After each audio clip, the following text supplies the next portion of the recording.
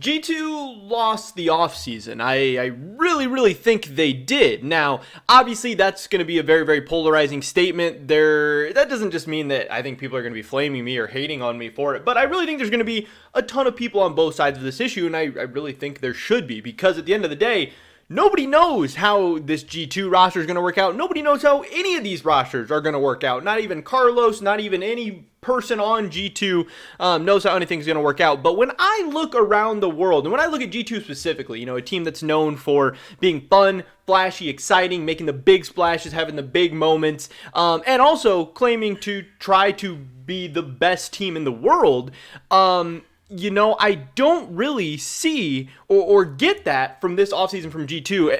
And again, looking at some of the other teams in the world, I think that just all in all, some other teams, and maybe even a decent amount of teams, had better offseasons than G2 at the end of the day. And in that way, I really think that they lost the offseason. But that's what we're going to be talking about in this video today. Definitely drop a like if you guys do enjoy it. I would appreciate it so much. And subscribe to stay up to date on all my latest content. We're trying to hit 10,000 by the end of the year. And so far, we started off December really good. If we keep up this pace, we're going to hit it easily, but things might slow down. We still need your help. With that being said, let's get right into this one. So, G2 had an insane offseason last year. Obviously, that didn't work out. So, I guess that's just kind of to say that having a good offseason on paper doesn't necessarily, win you anything. And at the end of the day, looking back with kind of hindsight, 2020, we can even say that maybe G2 didn't have the best offseason in the world. This team had been kind of trending downward. They went from MSI title and world final to world semifinal, and then they end up losing Perks. They get Reckless in, and then, they just kind of continue to trend downward. Wonder has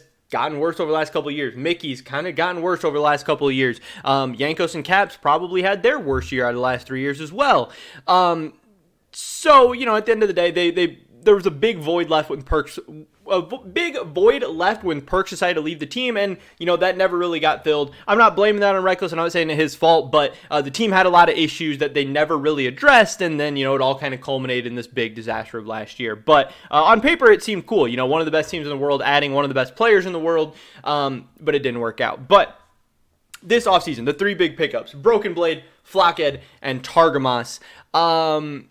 That's not very exciting to me. That's just not very exciting to me. Now, I know some G2 fans are excited about it, going forward, saying, oh, we're getting a youth movement. We're getting an inexperienced movement, whatever, with BB, with Flockhead, with Targamas. I think BB's like 20, 21 years old. I think Flockhead's 20. I think Targamas is like 20 or 21. So these guys aren't super young. They're not getting anybody they're not getting like a cracked 17-year-old or something like that. But obviously, in the grand scheme of things, 20, 21, that's pretty young. Those players can give you a good 3, 4, 5, maybe even more, but at least 2, 3, 4, 5 years, if they work out, of being pretty good. But when I look at what some of the other teams are doing around the world, in the LEC, Vitality making some big exciting moves, Fnatic making some big exciting moves. In the LCS, we have Liquid making some big exciting moves. I think what Cloud9 is doing is very, very interesting, and they have a youth movement of their own going on, but with, a very, very cracked young player in Berserker, who I would say, has more potential than a guy like Flockhead does.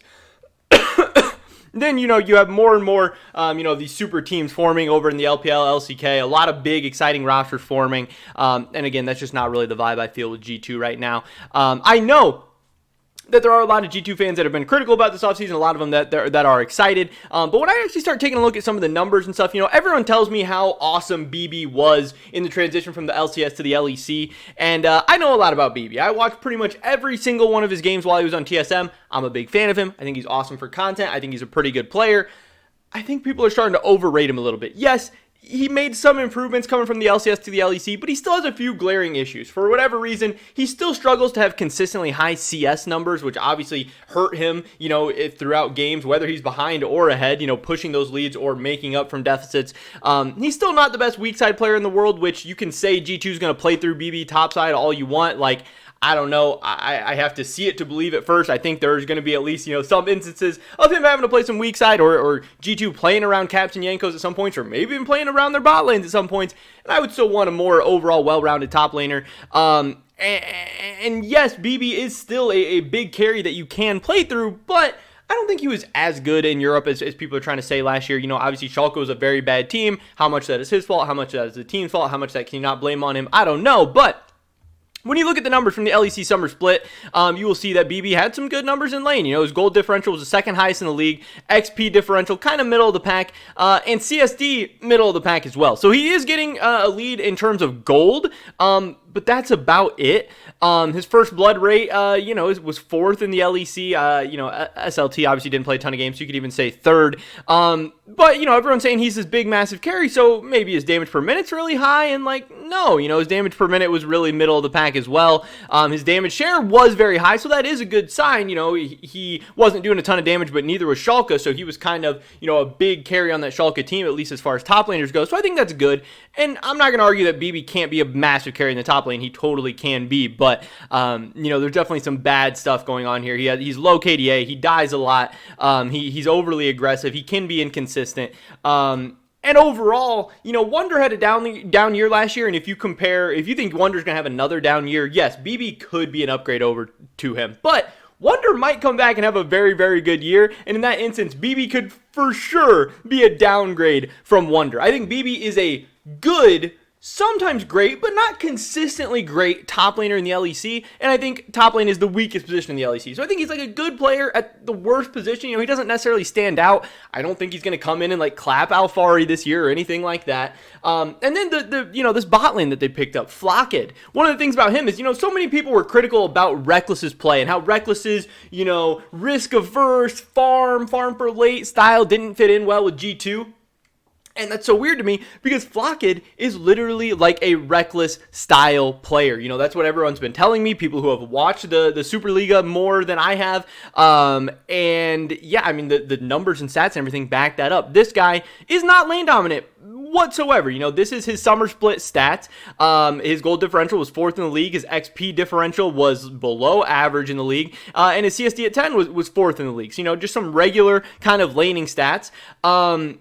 But what he is a very, very high KDA player. He is a guy that has a very, very high KDA. That is that Reckless style. You're not necessarily playing for lane, trying to not take too many risks, trying to have low deaths, trying to be there for that big fight at the end of the game where you're going to take over and win. Now, Reckless is one of the best players in the world at that. Whether you think that's the right style or not, Reckless is very, very good at that. He's always going to have high KDA, and he's usually going to have high damage per minute as well. Now, sometimes he has good laning stats if you pair him up with somebody like Hylissang. Sometimes he doesn't have good laning stats. You can pair him up with somebody like Mickey, but he usually has both a high KDA and high damage per minute. Now, the one thing that's a little bit worrying for me about Flocked, his damage per minute in the summer split was actually very good, but in the spring split, his damage per minute was not that good. It was actually dead last in the league as far as AD carries. So, maybe Flocked, figured some things out in the summer. Maybe he found his stride. I don't exactly know. And then there's Targamas, who, I think was really, really good, but it is hard for me to tell with him. This guy also a very, very high KDA player. I think, in that regard, he's going to fit in well. Also, I think it's really, really good if G2 can have a low death bot lane to try and have their mid, jung, top, carry them some games, win them some games. But Targamas obviously played on a very, very good team in K-Corp. It's hard to tell what numbers are inflated, what numbers are not. He played with a good 80 carry as well. But overall, these G2 moves, is Flocked better than Reckless? Is Targamas better than Mickey? Is Broken Blade better than Wonder? I don't know. I don't think so. I don't think G2 got better in this offseason, and Carlos is still trying to tell people that, hey, our goal is to win Worlds in 2022. And in that regard, I think G2 lost the offseason. A lot of G2's brand, especially the last couple of years, has been a lot of bandwagoners, a lot of front runners, those people who love the organization because they're dominant, because they're winning, because they're in your face, because they're trash talking, because they're fun, all that. And are Flocked and Targamas going to come in and be trash talkers in your face, dominant? I don't think so. Are Jankos and Caps going to do that? Hopefully, but Jankos and Caps didn't exactly have their best year last year. I do think BB's going to fit in really well on the content side and everything and being fun and exciting and explosive, but I think he's going to have some bad games as well. And all in all, I don't see this G2 team being a Worlds contender at all. I think it'll be an accomplishment if they make it to Worlds. I don't see them winning an LEC title in 2022, let alone a Worlds title. And yeah, they're getting some pieces that they might be able to develop going forward in the future, but at that point, Jankos is maybe going to be moving on, retiring. Who knows where he'll be at in his career? Who knows what Caps is going to have going on? I just don't like the whole outline and outlook into the future for G2 right now. Carlos tweeted something like, we knew who we wanted and we got them. Do I think that BB was their first choice for top lane? Maybe. Maybe it was Alfari. Maybe it was another guy, but it could have been BB. Do I think Flockett was their first choice for AD carry with guys like Karzi and Hansama out there? No, I don't believe that for a second. And do I think that Targamas was their number one choice for support when, maybe Kaiser was an option and maybe LeBron was an option too? No, absolutely not. So I think this offseason G2 doesn't have the best team headed into the new year. I don't think they have the second best team headed into the new season. I don't think they got everyone that they wanted. I don't think they grew their fan base. I don't think they got better. I don't think they have a super exciting team. Could they surprise us? Could they impress? Could they still win a lot of games? Could they even still qualify for Worlds? Yes. But there's just a lot of reasons why I don't think that G2 won the offseason. And still, there's a world where they qualify for Worlds, which would be better than they did last year. But still, part of that could be that the LEC as a whole got worse. I think Mad Lions got worse. Rogue got worse. The LEC lost a lot of talent this offseason as well. And that could make things easier for G2. So just because they, had a little bit less bad offseason than some other teams, doesn't mean that they had a good offseason. I definitely think G2, at least in my opinion so far, until I see, this stuff in action, I think G2 lost the offseason. But that is pretty much it for this video today, guys. Tell me, drop a like if you did enjoy it. I would appreciate it so much. Leave a comment down below. Let me know what you think about this topic. Do you think G2 had a good offseason, bad offseason, meh? Love to hear your guys' thoughts and opinions. Subscribe, save today, and all my latest content. Hope we catch you guys in the next one. But until then, peace.